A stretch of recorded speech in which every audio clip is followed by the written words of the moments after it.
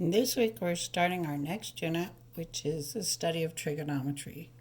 Now you probably remember from geometry class that this has a bunch to do with how big angles are and how big side lengths are in right triangles. But trigonometry was originally developed to study the motion of planets. So astronomers as far back as the Greeks recognized that the planets seemed to move not in a straight line but a curved path, and they were interested in predicting when different planets would be at different locations and whether that motion was predictable or not. And so they needed a type of calculation that helped them predict where these planets would be. So this study led to the discovery that, hey, the Earth is not the center of the universe, and kind of a big upheaval in the church, which was kind of like the government at that point. It also led mathematicians to be able to measure things that were on curved lines rather than straight lines, which meant that they knew the circumference of the Earth. They could measure distances between cities that were far away, and also led to the ability to navigate on water. So you can use stars to locate where you were, because the Earth is a curved surface, and you could form a triangle and use trigonometry to actually predict where you were and how far it was to a different position. And so led to all of the discovery of new places that were not in Europe.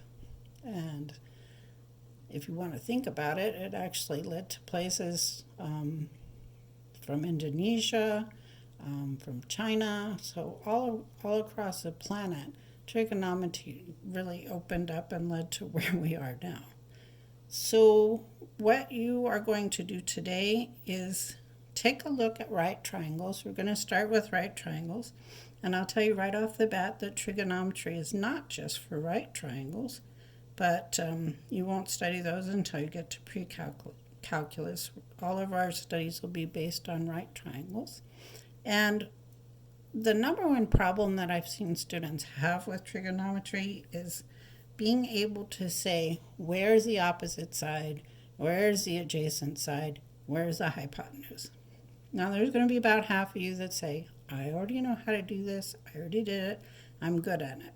But since I can't see you, and sometimes you're mistaken about these things, we're going to do a dumb thing. You're going to do it. You're going to take a picture of it and show it to me as part of this assignment. So don't blow it off. You actually have to do it. So what I want you to start out with is a piece of paper. Just have a normal paper. I'm going to start right here. Here's a corner of my paper. This is a 90-degree angle. And you should remember from geometry that we label 90-degree angles with a perfectly symmetrical, perfectly drawn, I'm kidding, right? Little rectangle. And I want you to just pick any corner that you want, and you're just going to label it with the little square corner. This is a right angle. And you're going to write that on your paper. You're going to write right angle. I want you to turn your paper so that angle is there, and you're going to use a straight edge. I'm using a ruler, but you don't have to use a ruler. Any straight edge, so you could use your book, you could use your phone, you can use your laptop, or if you have a ruler, go ahead and use it. And I want you to go ahead and draw a line so that you make a right triangle. Now see, there's my labeled angle, my right angle. There's a right triangle because there's a right angle in it. I drew my line, and now you're going to cut on that line. I'm not kidding. You're going to go ahead and make this. Oh, and I want to mention, it doesn't matter where you draw this line, as long as you have enough space in here to write some stuff. So we're going to be writing in here in the middle of our triangle some stuff. So I want you to go ahead and cut it so it's a triangle. I know I'm wasting a ton of paper here. Get over it. And we're going to label some stuff. There's my right triangle. So up here, Right here is my right triangle. I'm going to move to the left to this little point here, and I'm going to put a capital A here. Now guys, I want to remind you that in geometry, you label angles with capital letters. So what I've just told you is that's an angle, duh, because I used a capital A. And you're going to go up to the top one. So I'm going straight up from my right angle, and you're going to label it B, capital B, because it's an angle. Okay, so here's what I've seen from students before. Some of you guys could definitely pick out the hypotenuse, but you could all tell me what it is. Some of you guys could tell me what side is opposite of A. Some of you guys can tell me what side is adjacent to A, but about 50% of you would be wrong. So I'm going to show you how we find this. We're going to start with the right angle right here. And to find the hypotenuse, I have to go across the middle of the triangle to get to the hypotenuse. So I'm going to draw a little dashy line going straight across the middle of the triangle. It's going to point right here, and I'm going to label this hypotenuse. Hypotenuse.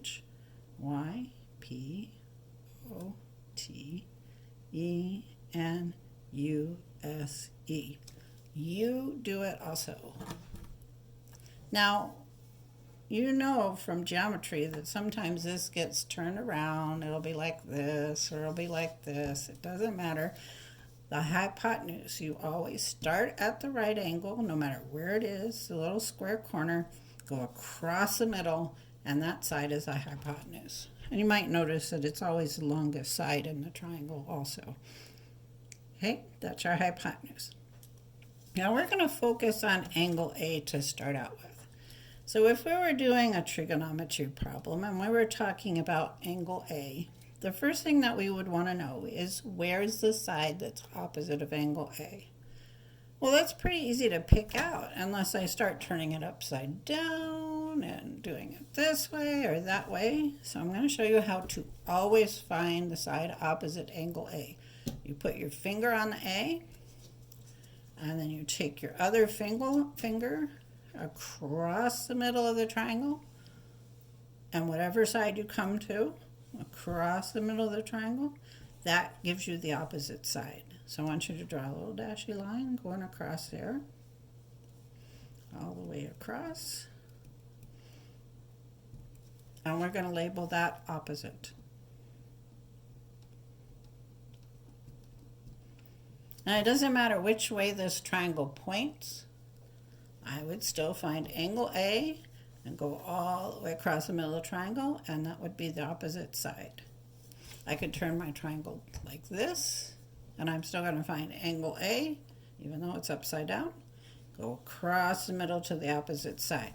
Now, we're going to put a lowercase a there because sides are always labeled with lowercase letters. Okay, and the side opposite angle A is always side A. Now we need to find the adjacent. So guys, the easiest way to find the adjacent is to go ahead and label hypotenuse and opposite, and the one that's left is adjacent. So down here, this has no label on it. This is the adjacent side.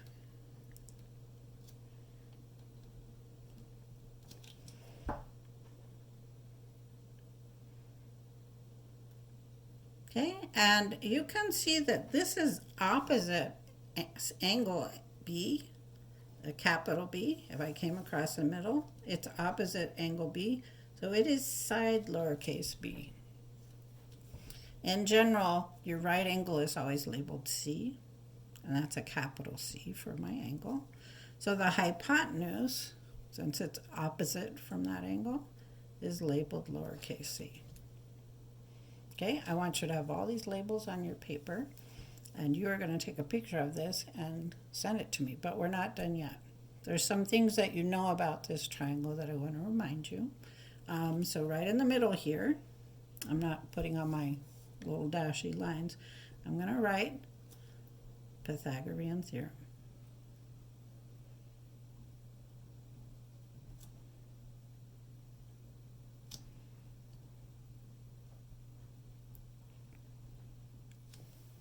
Okay? Pythagorean theorem, you already know that if I take whatever length A is and I square it, and I take whatever length B is and I square it, is going to equal to the hypotenuse squared. Right? So you already know that.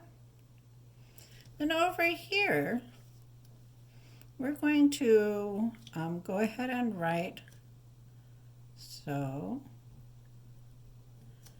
ka toa.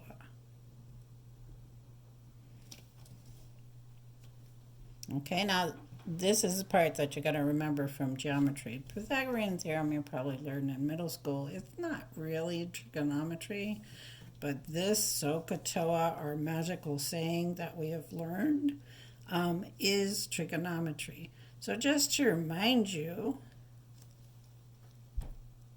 oops, I lost my flash, guys. Let me turn it on. Just to remind you, this gives you the way to solve a trig function. That trig function is called sine. And these functions are always on an angle. So we're going to put sine of A. That's angle A. And the O stands for opposite.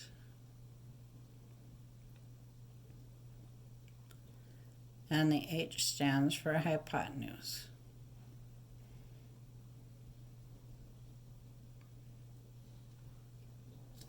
Okay, so I wrote that down. I'm going to run out of space here because it's going to be squishy, but I'm going to do it anyhow. The C part, the ka part, is cosine of angle A equals adjacent over hypotenuse. So if I know how long those sides are, I can get a number which tells me the answer to this function, cosine. And this is a function just like if I said, what's the square root of A? What is the cube root of A? What is A squared? And you would give me a number, it would have an answer. So cosine and sine are functions just like that. They are equal to a group of numbers. I can graph them. I can make an x and y and put all the points on a graph. Sine is one function, cosine is another function, and the last function we're going to talk about today is tangent. So if I want to know tangent of angle A, and notice it has to be with a certain angle, I'm going to go down here because I'm kind of out of space. This would be opposite side from angle A divided by the hypotenuse. Or, I'm sorry, it's divided by the adjacent because it's not an H. Okay, so I have O goes with opposite, H goes with hypotenuse, A goes with adjacent, H goes with hypotenuse, O goes with opposite, A goes to adjacent. I'm going to make a fluffy cloud here because, guys, you are going to have to memorize this. Okay, I'm going to end this video here so you can get your triangle all made, and then you need to watch the next video to see what else we're going to do with this.